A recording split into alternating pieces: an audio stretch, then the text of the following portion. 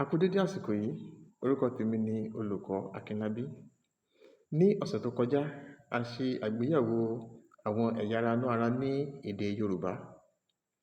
Ní èní, a máa ṣe àgbéyẹ̀wò ọ̀kan gbòógì nínú àwọn ẹ̀yà ara tí à ń pè ní ọkàn, tí àwọn olóyìnbó ń pè ní the heart. The heart. Ọkàn ṣe pàtàkì nínú ara torí pé òun ni ẹ̀yà ara tí ó ń gbé ẹ̀jẹ̀ káàkiri inú ara àti àwọn nǹkan mèremère tí ó wúlò fún ara káàkiri inú ara. Ẹ̀yà ara ọkàn ó pín sí ọ̀nà mẹ́rin. A ní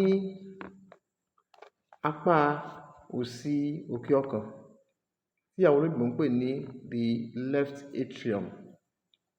The left atrium. A ní apá ọ̀tún òkè ọkàn tí àwọn olóyìnbó ń pè ní the right atrium. A ní apá òsì ìsàlẹ̀ ọkàn tí àwọn olóyìnbó ń pè ní the left ventricle. A sì tún ní apá ọ̀tún ìsàlẹ̀ ọkàn tí àwọn olóyìnbó ń pè ní the right ventricle.